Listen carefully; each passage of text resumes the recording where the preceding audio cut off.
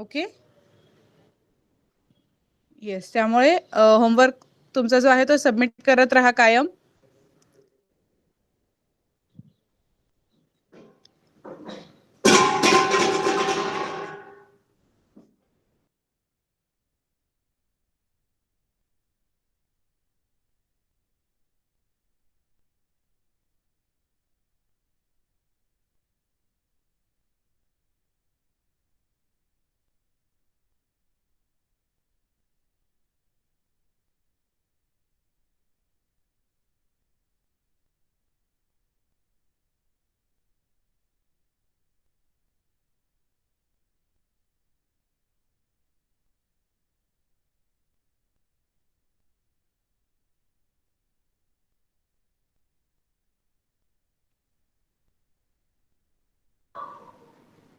आपण 7 वाजता आपलं लेक्चर स्टार्ट करूया. अजून थोडी लोक येत आहेत.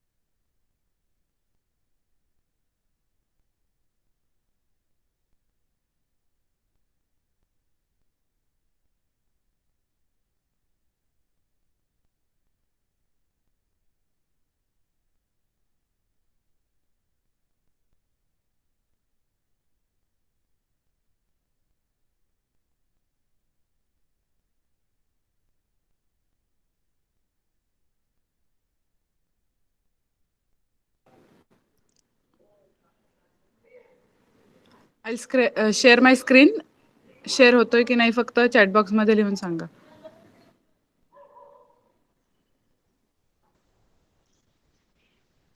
स्क्रीन आहे विजिबल?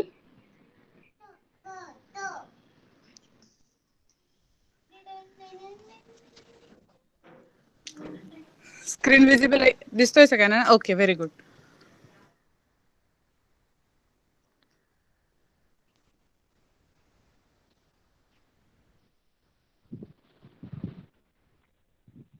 लास्ट लेक्चरला आपला फर्स्ट चॅप्टर संपला होता. आता आपल्याला सेकंड चॅप्टरने सुरू करायचंय. Okay, so second chapter is work and energy. So now first questions आपण थोडेसे बघूया काय आहे ते. In which of the pictures above has work been done? वरच्या कुठल्या कुठल्या पिक्चर्स मध्ये काहीतरी काम घडतंय असं दिसतंय आपल्याला?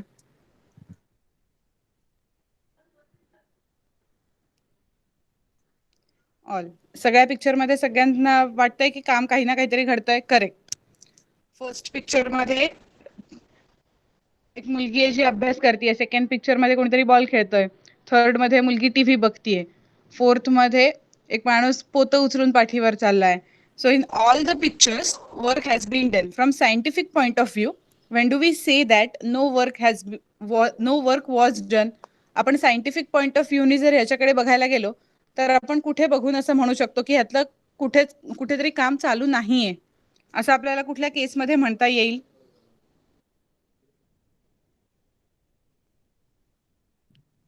करेक्ट. टीव्ही बघतायत तिथे आपल्याला म्हणता येईल की काम नाही चालू.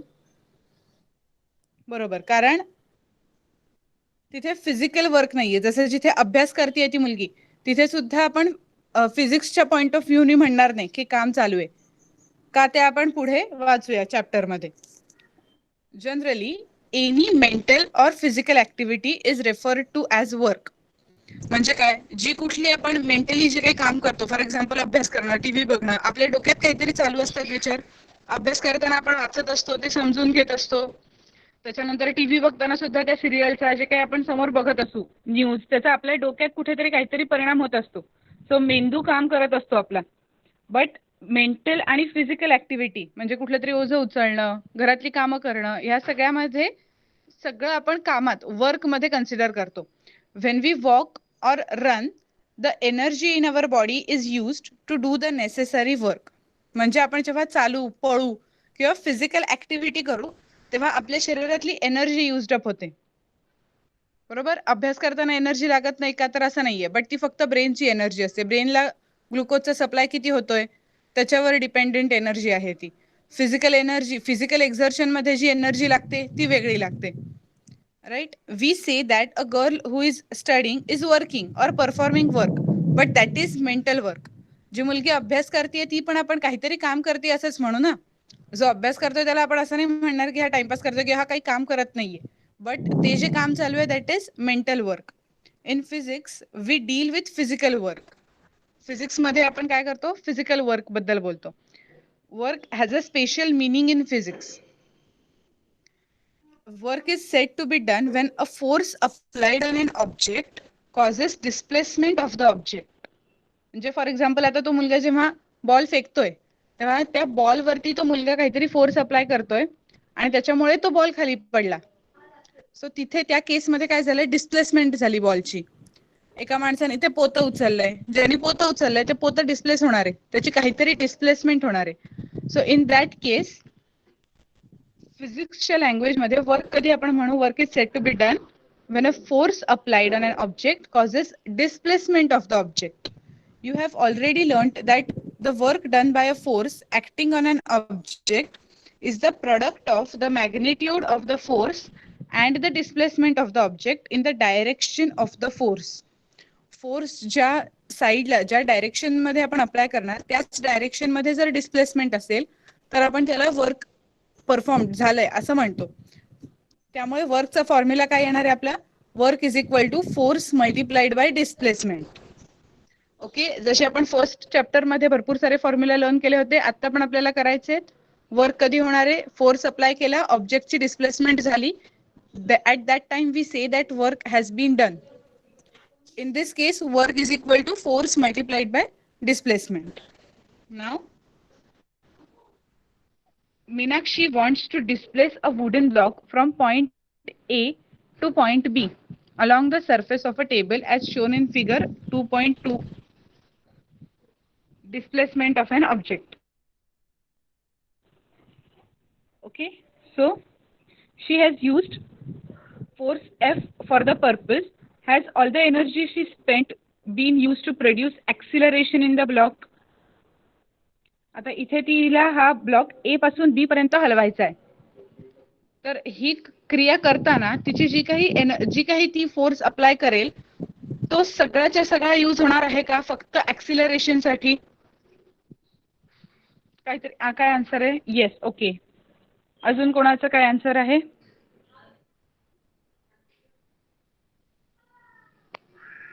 सगळ्याच्या सगळा फोर्स फक्त ऍक्सिलरेशनला लागेल का?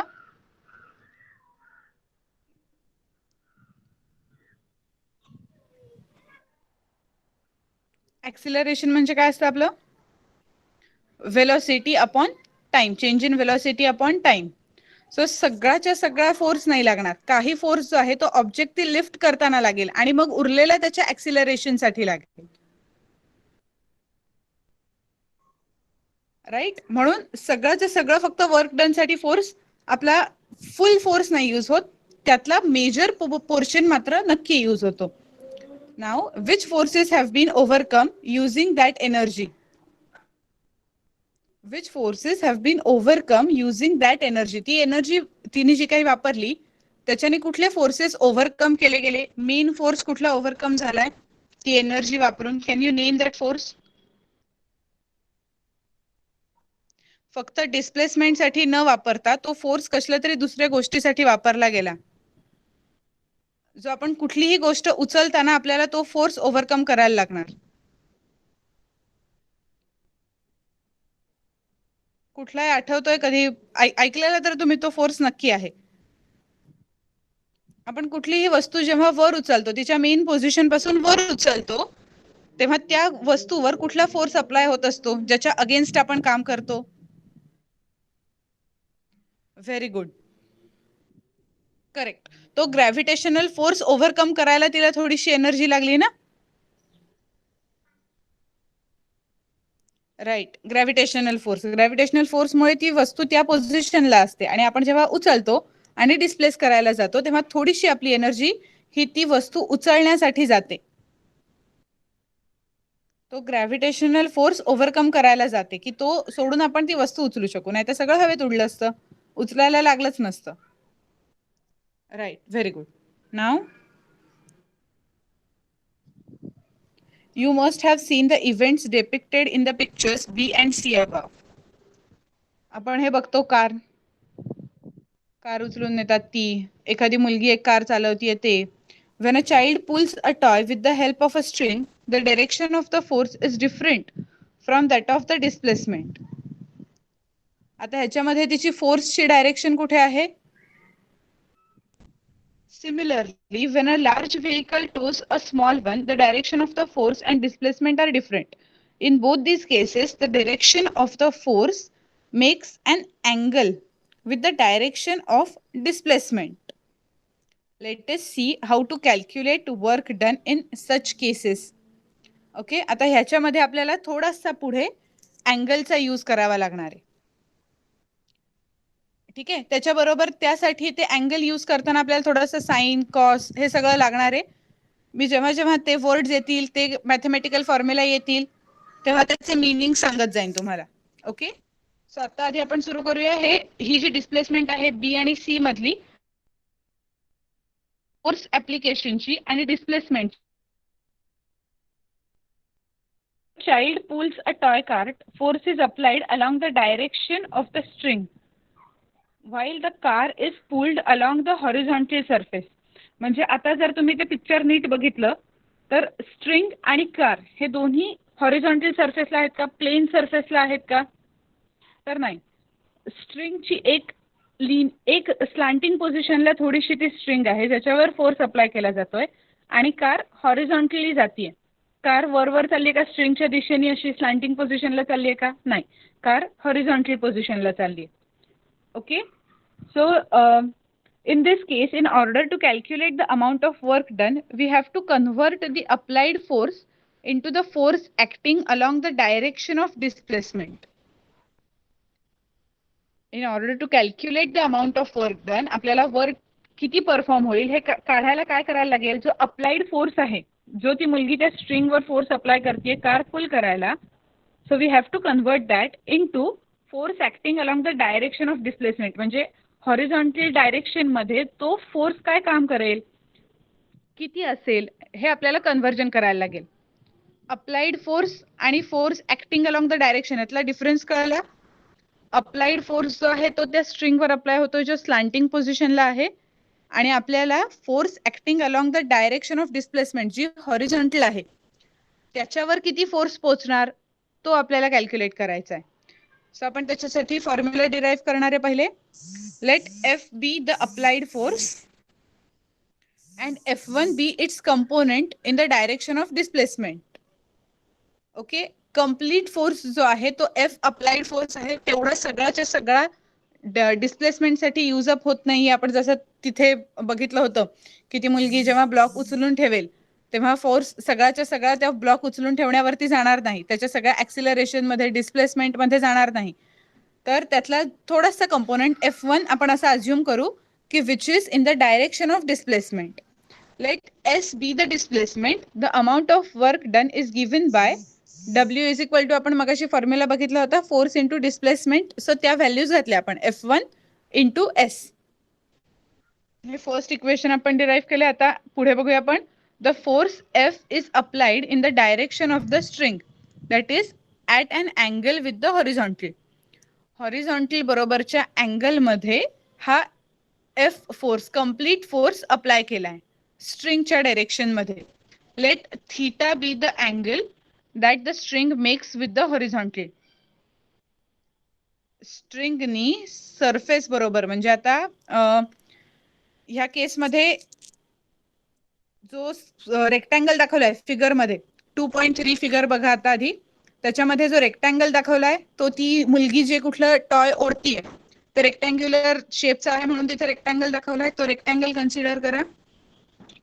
त्याच्यानंतर जो एफ साठीचा जो ॲरो दाखवलाय तो एफ साठीचा ॲरो म्हणजे स्ट्रिंग आहे, आणि F1 हा जो आहे तो त्या डिस्प्लेसमेंट ऑफ दॅट टॉय आहे, म्हणजे त्या दिशेचा आपल्याला फोर्स कॅल्क्युलेट करायचा आहे F1, तो कन्व्हर्ट करून आपण F1 कन्सिडर केलाय.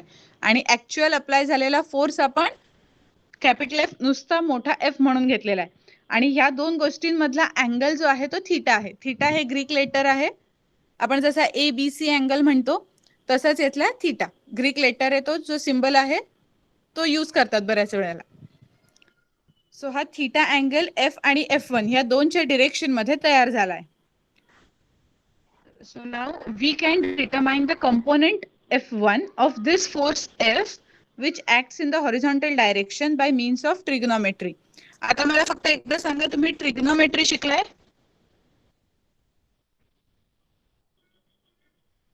ओके, बरं ठीक आहे. ट्रिग्नोमेट्री हे थोडंसं मॅथमॅटिकल कन्सेप्ट आहे.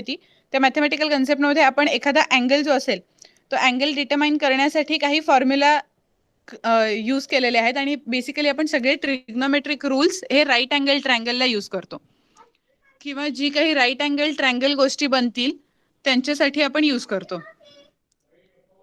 Okay, so now cos theta is आता बरं, राईट अँगल ट्रायंगल मधलं पायथागोरस थिअरम झालाय. ओके, सो तुम्हाला माहिती आहे हायपोटेनियस काय असतं? एकदा क्विकली कोणीतरी सांगाल मला, हायपोटेनियस कुठल्या साईडला, ट्रायंगलच्या 3 साइड्स दिल्या आहेत तर कुठल्या साईडला हायपोटेनियस कन्सिडर करतो आपण?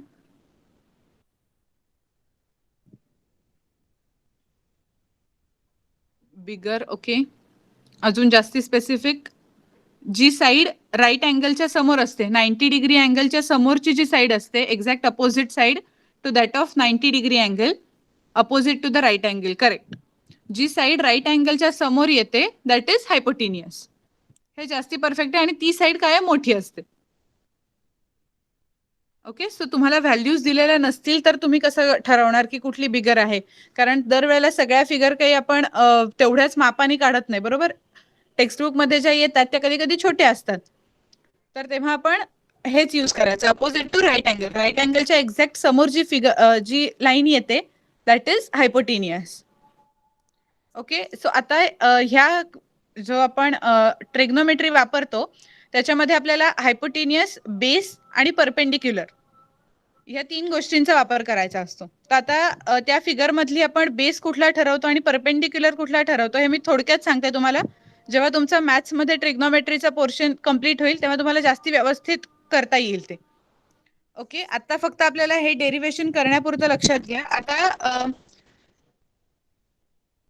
जी फिगर आपल्या समोर दिसतीये त्याच्यात जो ट्रायंगल झालाय, F1 आणि त्या अँगल थीटाच्या इथला एक पॉइंट, ह्या तीनचा मिळून एक ट्रायंगल झालेला आहे.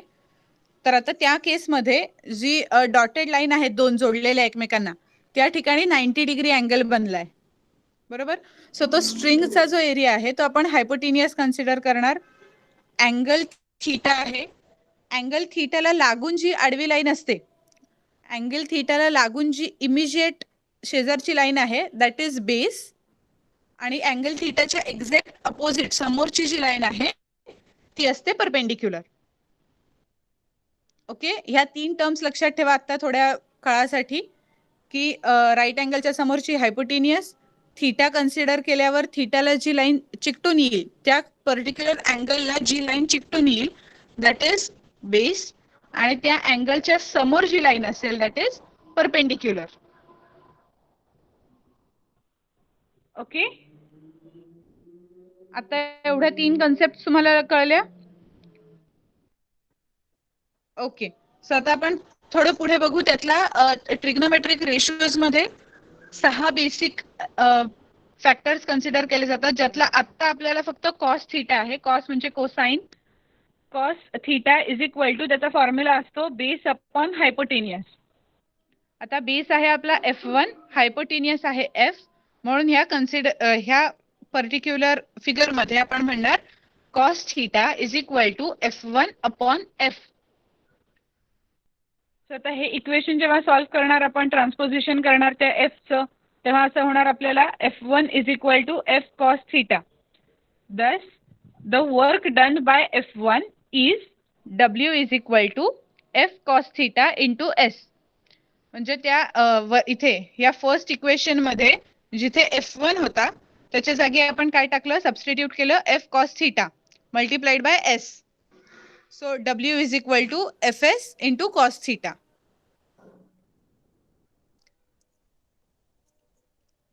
Now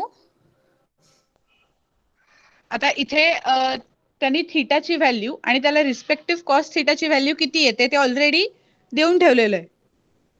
तर आता जेव्हा थीटा 0 डिग्री असेल तेव्हा कॉस थीटा असतो 1, जो F1 अपॉन F येतो तो येतो 1. So W is equal to काय येणार, Fs, because cos theta here in this case is 1. So multiply by 1 केलं तर तो जो नंबर असतो ऍक्च्युअल तोच आपण लिहितो, म्हणून W is equal to Fs. आता इथे वर्क डन काय लिहिणार आपण,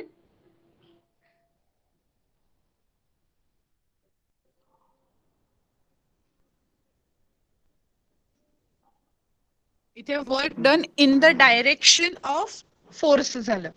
कन्क्लुजन मध्ये आपण असं लिहिणार, work done in the direction of force. Exact ज्या डायरेक्शन मध्ये होता फोर्स अप्लाय केला होता त्याच डायरेक्शन मध्ये डिस्प्लेसमेंट झाली.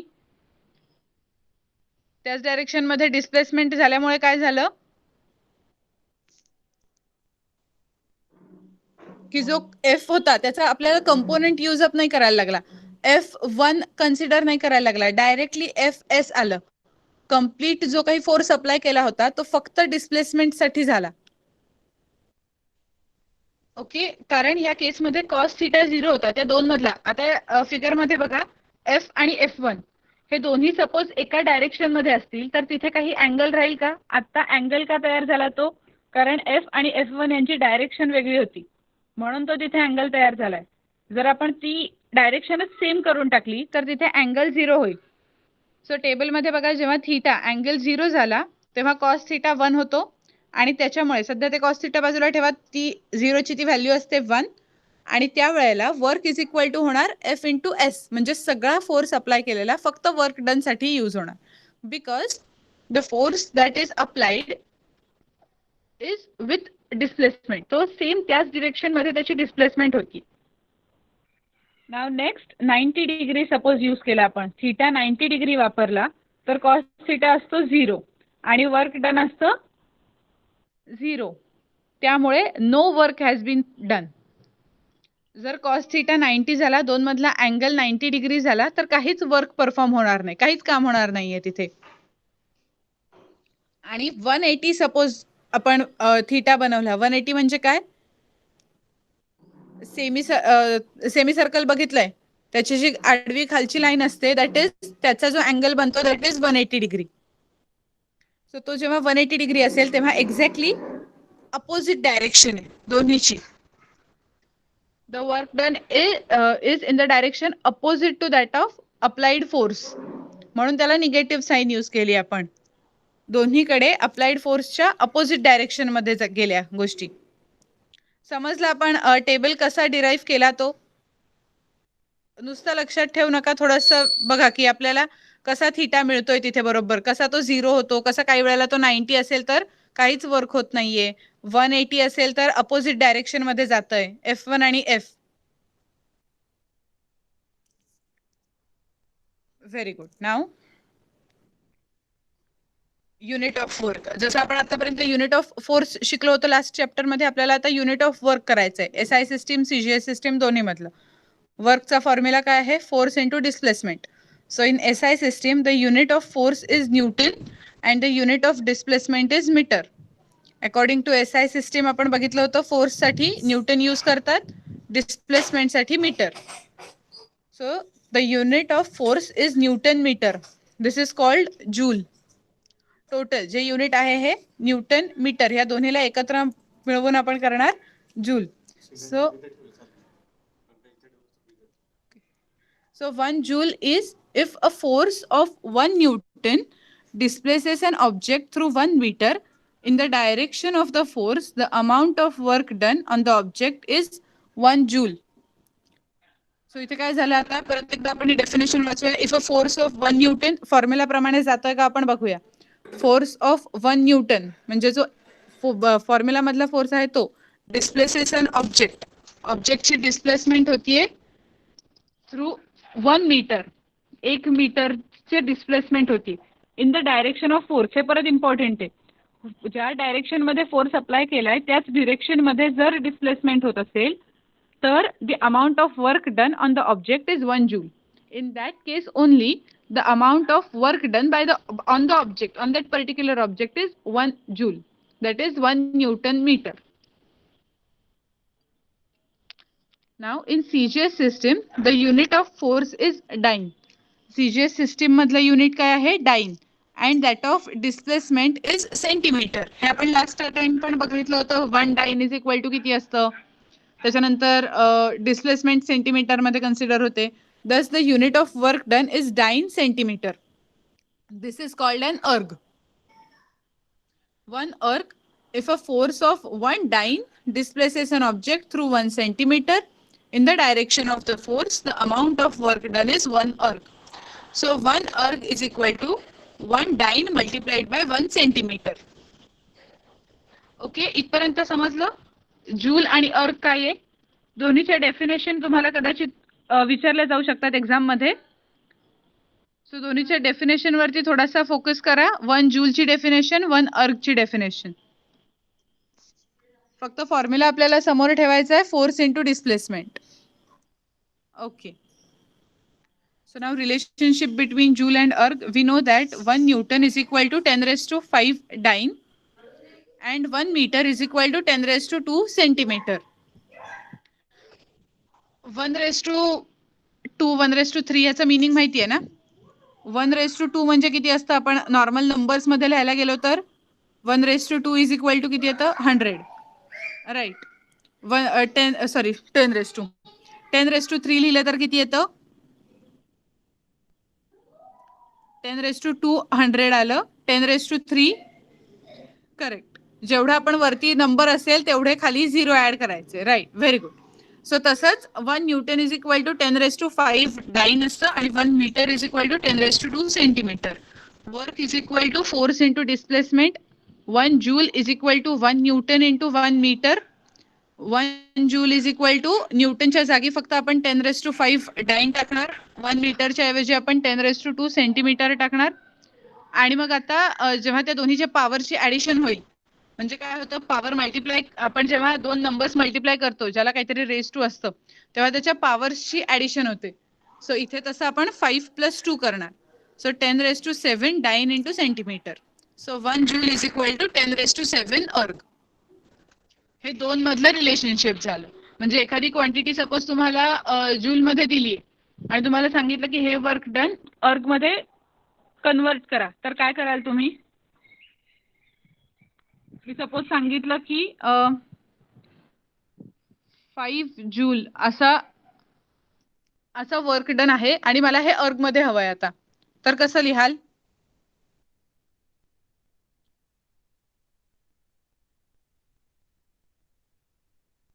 फाईव्ह जूल वर्क डन आहे आणि तुम्हाला सांगितलंय की हे अर्गच्या टर्म्स मध्ये लिहून दाखवा.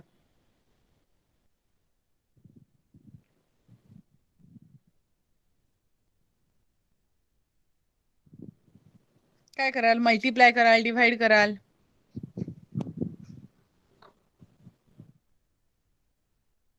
ओके, आपण लास्ट टाइम जसं बघितलं होतं तसं लिहूया. आधी लिहून घ्यायचं 1 जूल इज इक्वल टू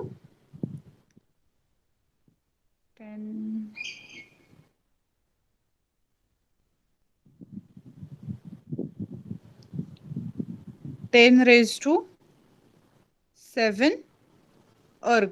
बरोबर. सो नाउ एकदम सोपं आहे. 5 जूल आपल्याला जूलचं कन्वर्जन करायचं आहे फक्त. So it is equal to 5 multiplied by 10⁵7 erg. Okay, इतकं सोपं आहे. 5 नी मल्टिप्लाय करायचं कारण आपण जूल टू अर्ग करतोय ना, म्हणून जितका नंबर असेल त्याला मल्टिप्लाय करायचं. समजलं सगळ्यांना. सपोज जूल मध्ये आन्सर आलं तुमचं आणि अर्ग मध्ये कन्वर्ट करायचंय तर काय करायचं. Very good. आता मी उलटे विचारते की सपोज मी असं दिलंय की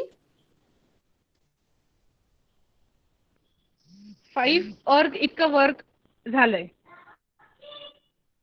5 अर्ग एवढं वर्क झालंय आणि सपोज मी विचारलं की आता ह्याला जूल मध्ये कन्वर्ट करा, तर काय कराल?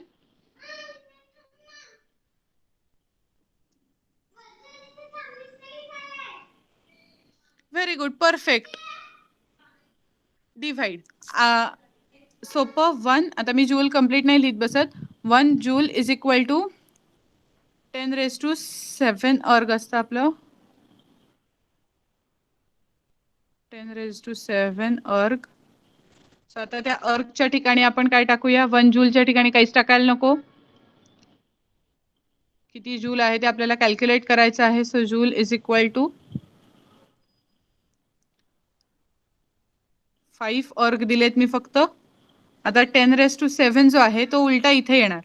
त्यामुळे आधी इथे 10 to the power that is 10 to the power होणार -7 जूल इज इक्वल टू 5 अर्ग होणार आणि मग 10 to the power -7 divided by 5 इतके ते जूल्स कन्व्हर्जन होईल आपलं.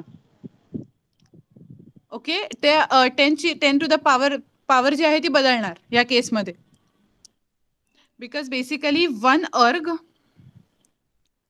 Is equal to 10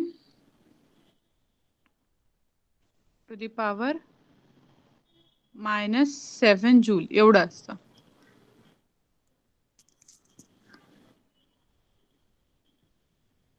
okay,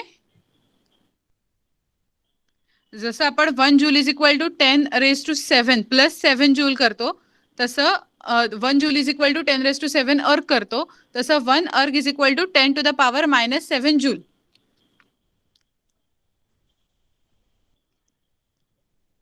so इथे 5 into 10 to the power -7 joule इतका 5 अर्गची व्हॅल्यू येईल.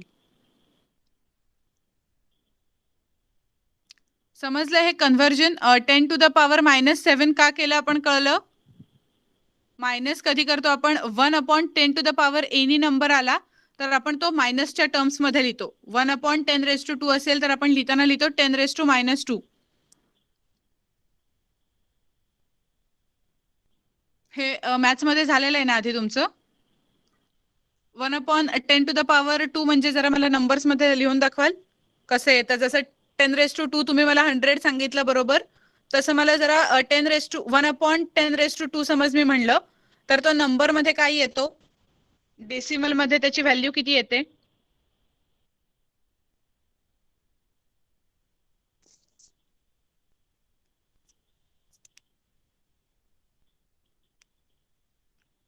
वन अपॉन 10⁻² असं सपोज मी दिलं तर ह्याची मला डेसिमल मधली व्हॅल्यू जरा सांगाल?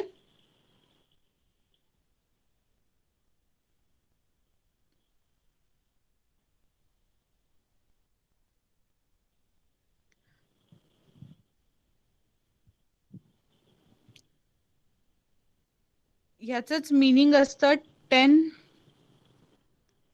To the power. हे थोडंसं आता आपला वेळ जाईल पण हे क्लिअर करून घ्या, कारण हे फिजिक्सच्या कॅल्क्युलेशन्सला सुद्धा लागतं, मॅथ्स मध्ये पण लागतं म्हणून. आणि 10 टू द पॉवर -2 म्हणजे 0.01.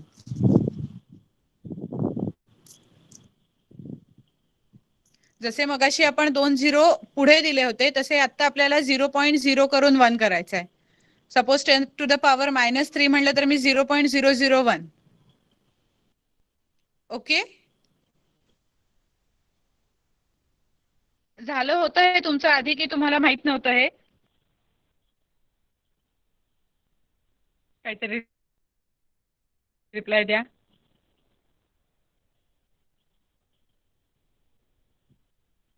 ओके, सो आता हे लक्षात आलंय? हे लक्षात? Okay, no problem. ओके, आता ही जी कन्व्हर्जन्स आहेत ती स्पेसिफिकली ह्याच्यासाठी लक्षात घ्या की ओके नो प्रॉब्लेम. आता कळलं? आता क्लिअर झालंय? जर कन्व्हर्जन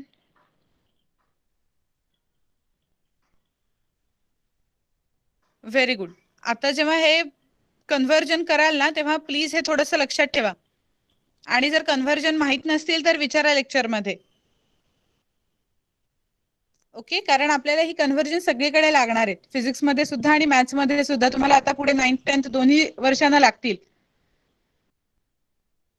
आणि सपोज टेक्स्टबुक मधल्या न्यूमेरिकल मध्ये 10⁴ होतं आणि बोर्डच्या एक्झामला न्यूमेरिकल मध्ये 10⁶ आलं, तर तिथे कसं कन्व्हर्जन करायचं? 10⁻⁶ आलं फॉर एक्झाम्पल, तर काय कन्व्हर्जन करायचं हे आपल्याला कन्फ्युजन होता कामा नये. राईट, आपल्याला माहित पाहिजे की आपल्याला काय करायचंय त्या केसमध्ये. 1/10⁻⁴ एनिथिंग आलं की ते जेव्हा न्यूमरेटरला जाईल तेव्हा त्या पॉवरची साईन निगेटिव्ह होते, मायनस साईन होते. ओके, सो आता इथे आता सध्या एवढं लक्षात ठेवा, 1 joule is equal to 10⁷ erg. Now next, positive, negative and zero work. You will notice that in some of the above, okay, there are some examples. Discuss the direction of force and displacement in each of the following cases. आपल्याला पुढे ह्या जे काही दिलेले आहेत त्याच्यामध्ये फोर्सची direction आणि डिस्प्लेसमेंटची डायरेक्शन हे दोन बघायचे. Pushing a stalled vehicle. Pushing a stalled vehicle, तर त्याच्यामध्ये आपण काय करतो? फोर्सची आणि डिस्प्लेसमेंटची डायरेक्शन सेम असते की डिफरंट असते? अडकलेलं जेव्हा वाहन आपण गाडी एखादी काढतो तेव्हा करेक्ट सेम डायरेक्शन. पुश केलं की आपण सेम डिरेक्शन मध्येच करतो. पुल केलं तर ते तरी आपण सेम डिरेक्शन मध्येच करणार. पुल करणार तेव्हा गोष्ट आपल्याकडे ओढणार किंवा डिफरंट करणार. एखादी गोष्ट आपण पुश करतो तेव्हा आपण ती सेम डायरेक्शन मध्ये टाकतो. पुल करतो तेव्हा काय करतो? आपण अप्लाय केलेला फोर्स आणि डिस्प्लेसमेंट सेम डायरेक्शन मध्ये असते का?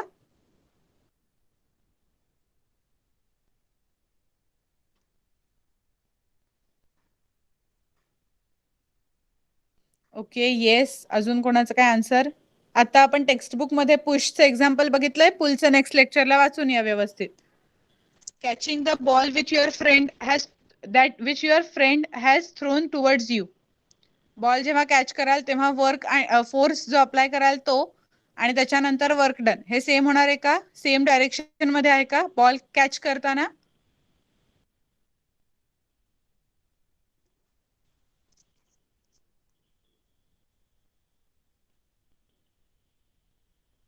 सेम डायरेक्शन मध्ये बॉल कॅच होतो तेव्हा आपण फोर्स खाली अप्लाय करतो बॉल कॅच करताना, की वर उलटा बॉल कडे अप्लाय करतो? आणि बॉलची डिस्प्लेसमेंट डाऊनवर्ड्स असते आणि आपण फोर्स वरती अप्लाय करतो की जेणेकरून तो बॉल तिथे येईल.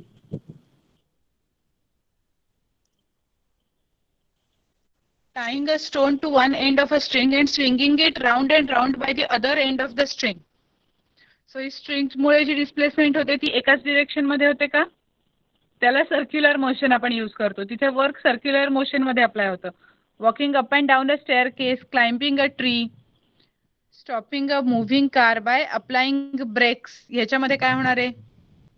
You will notice that in some of the above examples, the direction of the force and displacement are the same.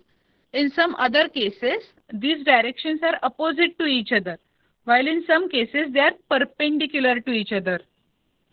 Perpendicular म्हणजे जी फोर्सची ऍप्लिकेशन आणि डिस्प्लेसमेंटची डायरेक्शन हे दोन एकमेकांना राईट अँगल मध्ये मिळतात. जसे मगाशी आपण जेव्हा F1 आणि F2 ची लाईन क्रिएट केली होती, इमॅजिनरी लाईन, ती ज्या पोझिशनला मिळाली होती त्या पोझिशनला परपेंडिक्युलर म्हणतात. So in this cases the work done by the force is as follows. तर आता कधी कुठल्या कुठल्या प्रकारचं वर्क डन होईल? when the force and displacement are in the same direction, theta is equal to 0, the work done by the force is positive. जे आपण मगाशी बघितलं होतं की वर्क डन काय झालं, ते कम्प्लीट फोर्स अप्लाय झाला आणि सगळा फोर्स हा ते वर्क डन साठी यूज झाला आणि तेव्हा आपण म्हणणार की work done is positive. when the force and displacement are in opposite direction, theta is equal to 180 degree, the work done by the force is negative. In that case, the work done will be negative. जसं आपण W is equal to -FS बघितला होता त्या टेबलमध्ये. मगाच्या table आठवतंय ज्याच्यामध्ये theta आपल्याला पहिले 90 होता, 0 एकीकडे 90 होता, एकीकडे 0 होता आणि एकीकडे 180 होता. जेव्हा तो थीटा 0 होता तेव्हा आपलं W is equal to capital F into S असं आलं होतं. त्याच्यानंतर जेव्हा कॅपिटल F इंटू S आलं, any displacement or when the force and the displacement are perpendicular to each other, theta is equal to 90 degree. The work done by the force is 0. Force मुळे जे work घडेल that is in that case it is 0. जे आपण मगाशी सुद्धा बघितलं, theta जेव्हा वेगवेगळे कन्सिडर केले आपण तेव्हा 0, 180 आणि 90. नाव हा एक एक्सपेरिमेंट आहे. तो आता एक्सपेरिमेंट तुम्ही तुमचा करून बघा, एकदा वाचून बघा आणि आपण नेक्स्ट लेक्चरला त्याचे क्वेश्चन जे आहेत ते डिस्कस करूया. पॉझिटिव्ह, निगेटिव्ह आणि झिरो वर्क हे जे आता आपण 3 शिकलो त्याच्यावरच डिपेंडेंट हा एक्सपेरिमेंट आहे. Either you can try this experiment. तुम्ही घरी स्वतः एक्सपेरिमेंट ट्राय करा, वाचा आणि त्याचे जी क्वेश्चनची आन्सर्स आहेत ती काढण्याचा प्रयत्न करा. आपण नेक्स्ट लेक्चरला ती आन्सर्स डिस्कस करणार. जे आपण आता शिकलो पॉझिटिव्ह, निगेटिव्ह आणि zero displacement, zero work done ह्याच्याशी रिलेटेडच आहे. Now, suppose an artificial satellite is moving around the Earth in circular orbit, as the gravitational force acting on the satellite along the radius of the circle and its displacement along the tangent to the circle are perpendicular to each other, the work done by the gravitational force is 0. So आता इथे सॅटेलाइटचा force acting कसा आहे, radius of the circle consider करूया आपण. Circular orbit मध्ये जो satellite फिरतोय त्या सर्क्युलर ऑर्बिटचा रेडियस म्हणजे ग्रॅव्हिटेशनल फोर्स कन्सिडर करायचा आणि सर्कलची टँजंट म्हणून काय कन्सिडर करणार आपण, डिस्प्लेसमेंट. तर आता हे दोन एकमेकांना परपेंडिक्युलर येणार, जी टँजंट आहे ती आणि रेडियस. त्याच्यामुळे काय होतंय, the work done by the gravitational force मुळे होणारं वर्क इज 0. कारण ते एकमेकांना परपेंडिक्युलर आले. परपेंडिक्युलर आल्यामुळे काय झाला, थीटा 90 डिग्री झाला. ओके. सर्कलची टँजंट, रेडियस दोन्ही माहिती आहे. सांगा चॅट बॉक्स मध्ये येस नो दोन्ही माहिती आहे. सर्कलची आपण रेडियस कशाला म्हणतो आणि सर्कलची टँजंट कशाला म्हणतो.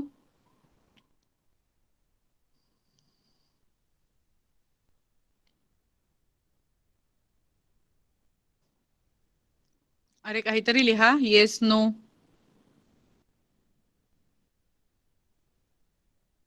इज माय व्हॉइस क्लिअर, ऐकू येत आहे सगळ्यांना.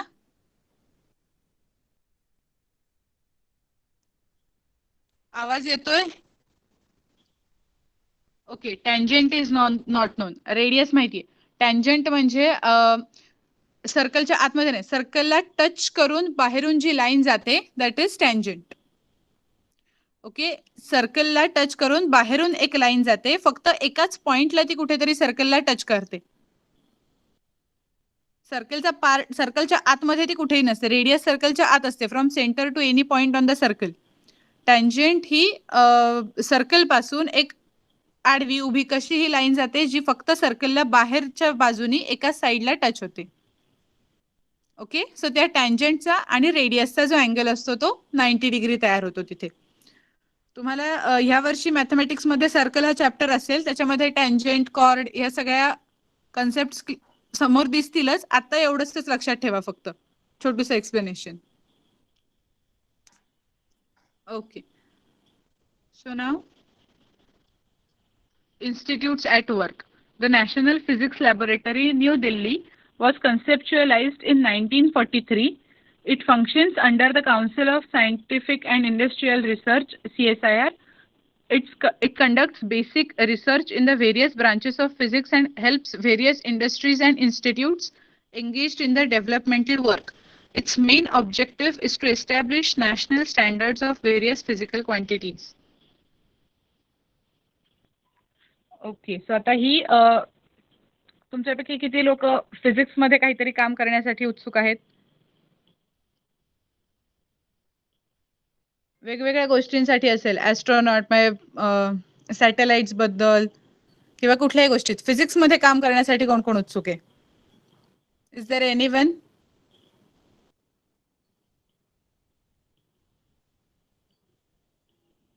फिजिक्स मध्ये करिअर करायचंय, फिजिक्स खूप आवडतं असे कोणी आहे का. नसेल तर नाहीये तरी सांगा, काहीतरी लिहा अरे चॅट बॉक्स मध्ये. ओके, एकाचं आलं नाही. अरे बापरे, कोणीच नाहीये. मग काय आवडतं? बायोलॉजी, केमिस्ट्री की सायन्सच नाही? केमिस्ट्री. Okay, chemistry. 2 झाले. अजून? सायन्स आवडत नसलेले पण असू शकतात, असा काही प्रॉब्लेम नाही. बरं, दोघांना केमिस्ट्री आवडते. अजून कोणाचं काहीच नाही की अजून ठरत नाहीये नक्की काय आवडतं आपल्याला?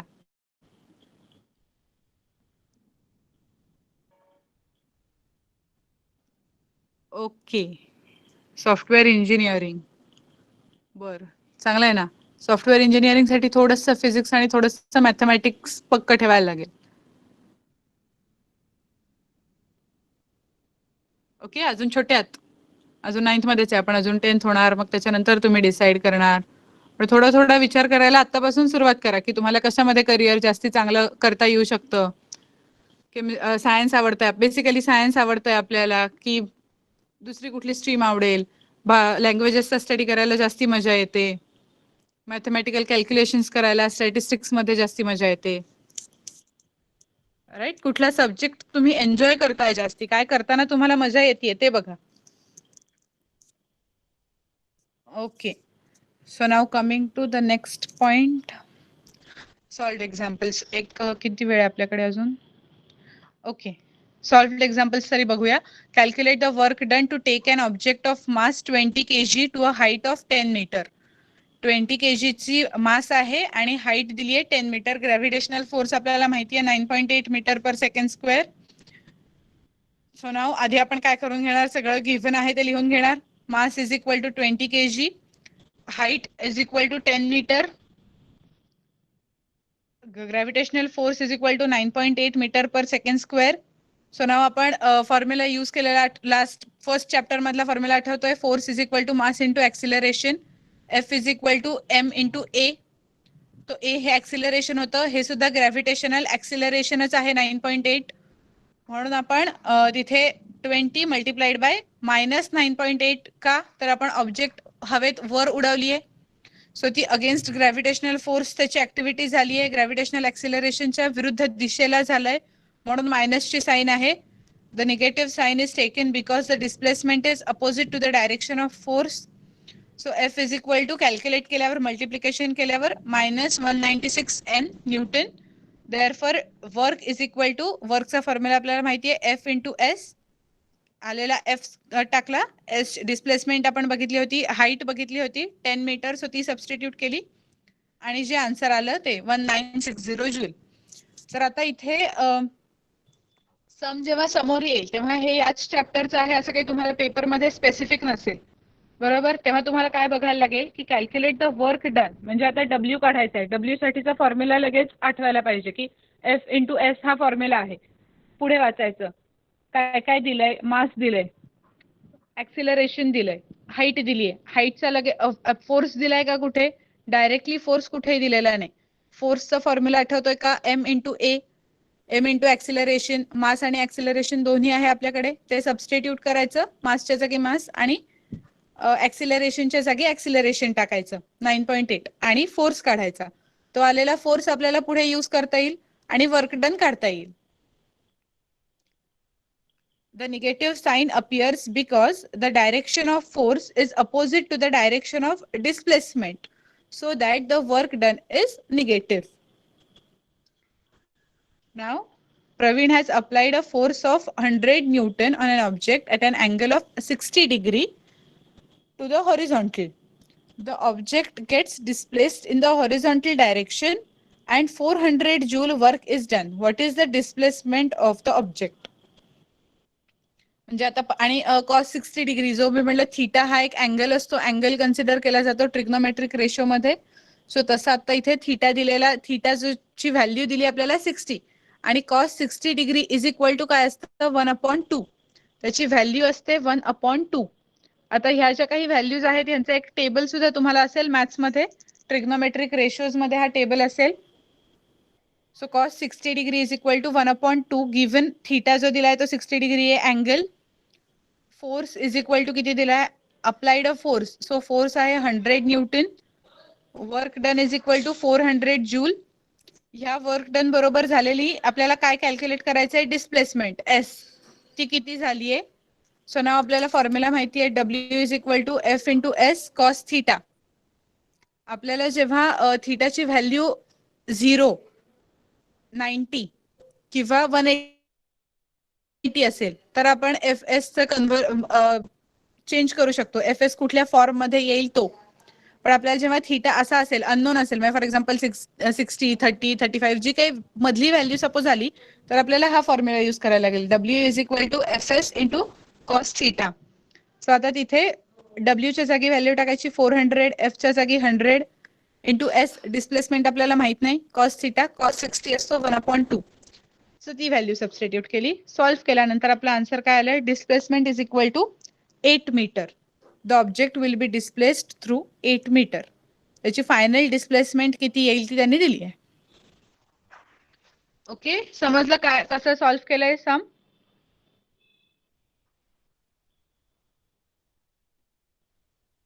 Very good. त्यातली जी पुढची कॅल्क्युलेशन्स आहेत ती थोडीशी तुम्हालाच करायला लागतील.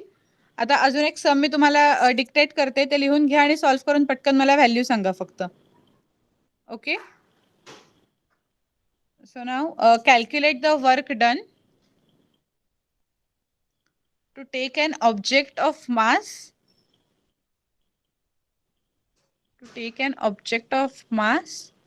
30 kg 30 kg to a height of 10 meter. Mass 30 kg, height 10 meter, gravitational force 9.8 meter per second square.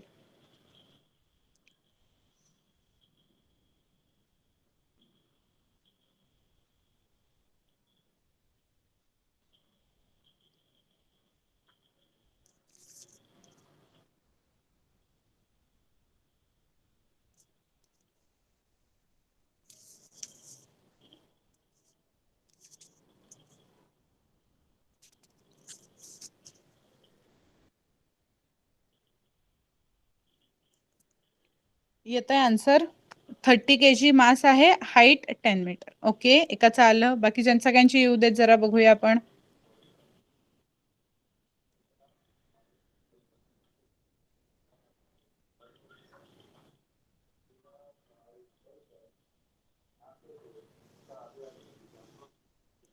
एकाचं आलंय, बाकीच्यांना येत आहेत का आन्सर्स.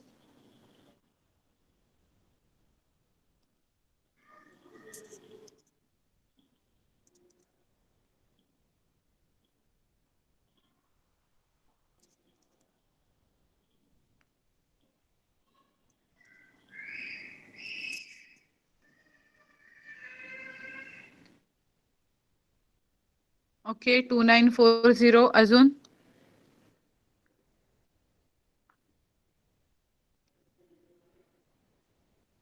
2940. ओके, अजून कोणाला काही वेगळा आन्सर लिहायचंय. Very good.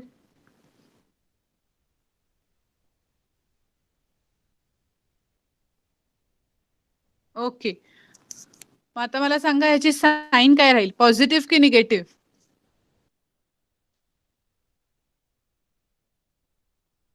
करेक्ट. आन्सर लिहिताना कधी आपण साईन बरोबर लिहायचं. ओके, -2940. Right, very good. कळलं, -2940. युनिट काय लिहिणार त्याच्या पुढे, जूल. परफेक्ट. हे असं ह्या फॉर्मॅटमध्ये आन्सर आलं पाहिजे, -2940 जूल. Very good. एक होमवर्कला सम देऊ, ते लिहून घेता आता इथे. आपल्याकडे 2-3च मिनिटं राहिली आहेत, तर तुम्हाला होमवर्कला सम देते, ते लिहून घ्या फक्त. आणि प्लीज होमवर्क सॉल्व्ह करा आणि अपलोड करा. Okay, so write the sum. Praveen has applied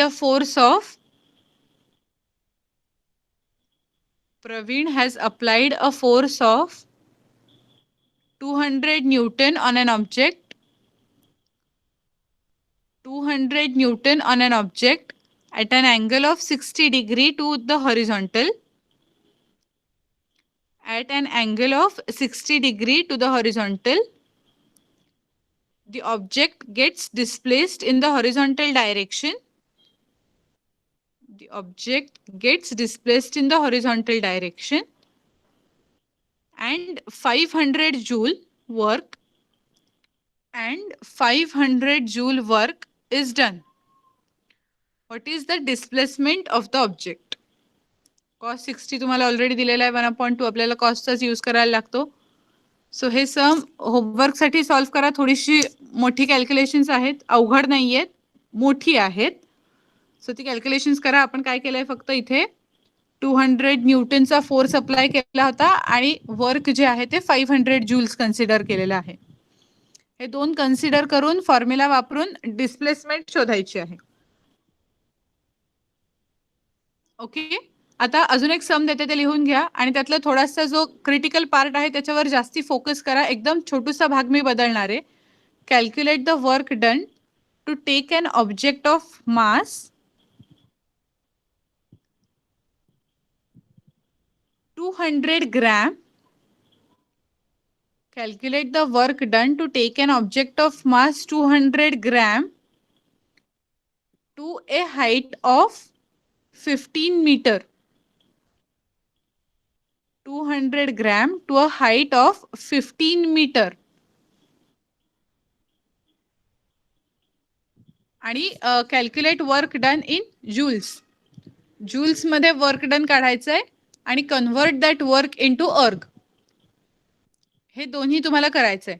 joules मध्ये पहिल्यांदा वर्क डन काढायचं आणि त्याचं कन्व्हर्जन करायचं अर्ग मध्ये. ओके, दोन्ही सम्स लक्षात आली. होमवर्कला काय करायचंय आपल्याला? Okay, very good. ट्राय करा, जमतीलच. काही फार वेगळं नाही. जे आपण आता सॉल्व्ड एक्झाम्पल्स बघितली तीच आहेत, फक्त कॅल्क्युलेशन्स थोडीशी वेगळी येणार आहेत आणि कॅल्क्युलेशन्सची प्रॅक्टिस व्हावी म्हणून मी सम्स देते. कारण त्याच्यात काय करायचंय तर वेगळं काही नाही. आपल्याला फॉर्म्युला माहिती आहे वर्क डनचा, एफ इंटू एस आहे तो वापरायचा आहे. फक्त एफ एस कॉस थिटा वापरायचा आहे. ओके, लास्ट टाइमला मी सांगितला होता तो चार्ट बनवला फॉर्म्युलांचा. जे आतापर्यंत फॉर्म्युले आपण फर्स्ट चॅप्टर मध्ये बघितलेले. Very good. मग तो जो चार्ट बनवलाय त्याचा फोटो काढून सुद्धा मला पाठवा. ओके, सो हा तुमचा नेक्स्ट वीक साठीचा होमवर्क असेल. मी ते फक्त रिटन फॉर्मॅट मध्ये पाठवते तुम्हाला, काही मला अपलोड करायची गरज नाही. राईट, रिटन फॉर्मॅट मध्ये एकदा आठवण राहावी म्हणून मी तुम्हाला पाठवेन ते, की होमवर्क म्हणून तुम्हाला काय काय करायचंय. तर जी 2 न्यूमेरिकल्स दिली आहेत ती आणि जो चार्ट बनवाल फॉर्म्युलाचा तो, हे दोन्ही काढून मला अपलोड करून पाठवा.